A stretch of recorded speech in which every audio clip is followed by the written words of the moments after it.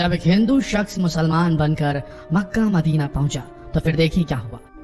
आज हम आपको एक ऐसे गैर मुस्लिम शख्स की कहानी बताने जा रहे हैं जिसने मक्का जाने की कोशिश की, ये जानते हुए कि वहाँ गैर मुस्लिम लोगों का जाना मना है, और फिर उसका क्या अंजाम हुआ ये इस वीडियो में जाने। मक्का एक ऐसी जगह है जहाँ जाना लगभग हर मुसलमान का ख्वाब होता है। हर मुस्लिम की यही ख्वाहिश होती है कि मौत से पहले वो एक बार हज अदा कर सके और मक्का मदीना की जियारत कर सके। मक्का को इतना अधिक पाक और पवित्र माना जाता है कि इस्लाम को न मानने वाले लोगों को यहाँ आने की इजाजत नहीं, और ऐसा कहा जाता है कि अगर कोई गैर मुस्लिम शख्स यहाँ आने की कोशिश करता है तो वो सलामत नहीं बचता। ऐसा क्यों कहा जाता है? आखिर ऐसा क्या है कि कोई गैर मुस्लिम शख्स यहाँ कदम भी नहीं रख सकता? आज इस वीडियो में हम ऐसे ही कई सवालों के जवाब लेकर आए हैं, तो सवालों के सही जवाब देखने के लिए इस वीडियो को पूरा जरूर देखें।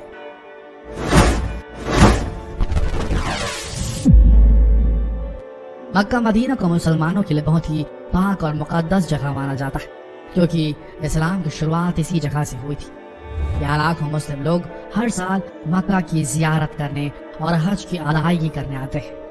मक्का सऊदी अरब के हिजाज स्टेट में है और यहाँ की आबादी 20 लाख के आसपास है, लेकिन यहाँ हर साल लगभग 60 लाख से ज्यादा लोग पूरी दुनिया से हज के लिए आते हैं। इस मुल्क में ज्यादातर लोग हज इंडस्ट्री में ही काम करते हैं, जो पूरे साल यहाँ हज और उम्रा पर आने वाले यात्रियों की सुविधाओं के लिए काम करते हैं।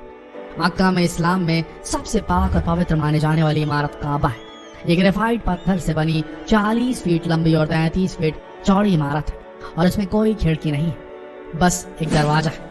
ये इमारत 1400 साल पुरानी है, लेकिन मुस्लिम लोग इसे हजरत इब्राहिम के समय से जुड़ा हुआ मानते हैं। दुनिया के सारे मुसलमान काबा की तरफ मुंह करके ही नमाज पढ़ते हैं।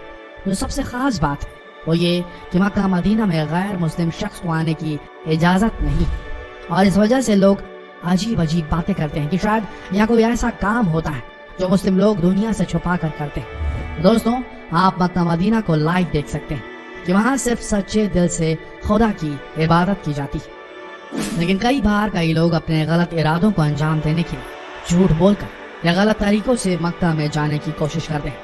लेकिन खुदा की कुदरत देखिए कि आज तक कोई भी शख्स जो गलत इरादों से यहाँ जाने की कोशिश करता है वो कभी कामयाब नहीं हो पाता। या तो उन्हें पुलिस पकड़ लेती है या फिर कुदरत उसे अपने हिसाब से सजा देती है। आज तक कई लोगों ने कोशिश की, मगर कभी भी कोई गैर मुस्लिम गलत तरीके से मक्का मदीना में प्रवेश नहीं कर पाया है।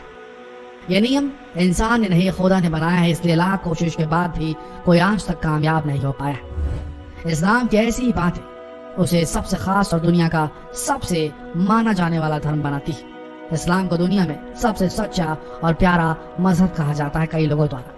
अब हम आपको भारत के केरला के रहने वाले एक शख्स का वाकया सुनाने जा रहे हैं, जिसे सुनकर आपको इस्लाम की खूबसूरती का एहसास हो जाएगा। ये किस्सा केरल के एक बहुत ही बड़े उलेमाए कराम ने सुनाया है, जो उम्रा करने के लिए गए थे और वहाँ उन्होंने ये किस्सा सुना। तिरुवनंतपुरम, जो कि केरला की राजधानी है, वहाँ एक शख्स रहता था।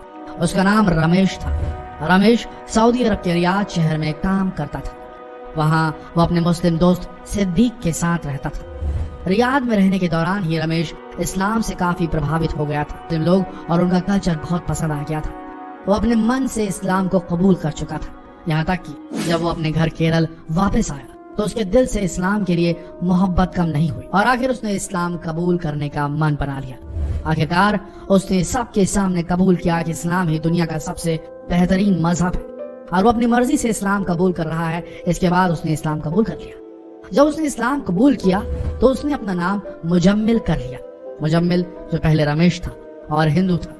इस्लाम कबूल करने के बाद वो एक सच्चे मुसलमान की तरह 5 वक्त का नमाजी हो गया और इस्लाम की दी गई नसीहतों पर ही चलने लगा। और अब उसके दिल में यह ख्याल आया कि मुझे मक्का मदीना की जियारत करनी है, और उसने उम्रा पर जाने की ख्वाहिश की। खुदा अपने सच्चे बंदों की दुआ हमेशा कबूल करता है। उसने मुजम्मिल की यह ख्वाहिश पूरी भी कर दी, और मुजम्मिल ने अपने नए नाम से अपना पासपोर्ट बनवाया और मक्का मदीना की जियारत के लिए चला गया। अब दोस्तों, यहाँ यह बात याद रखने की है कि रमेश जो अपना मजहब बदलकर हिंदू से मुसलमान हुआ था, अब वो मुजम्मिल के नाम से उम्रा करने जा रहा था, और उसके दिल में इस्लाम को लेकर ऐसी कैफियत थी कि जैसे हर मुस्लिम की ख्वाहिश होती है कि वो अपने आखिरी सांस मक्का मदीना में ही ले और उन्हें वही दफन कर दिया जाए। मुजम्मिल के दिल में भी यही ख्वाहिश जाग गई اور اس نے دل سے خدا سے دعا کی کہ اے خدا میں تیرے در پر آ رہا ہوں، مجھے وہیں اپنے آغوش میں لے لینا اور وہیں میرا دم آخر ہو جائے، میں اب کسی بھی حال میں وہاں سے واپس نہیں آنا چاہتا۔ جب اس کے دل میں ایسی کیفیت ہو گئی تو اس نے اپنے ساتھ اپنا کفن بھی رکھ لیا اور عمرہ کے لیے چلا گیا۔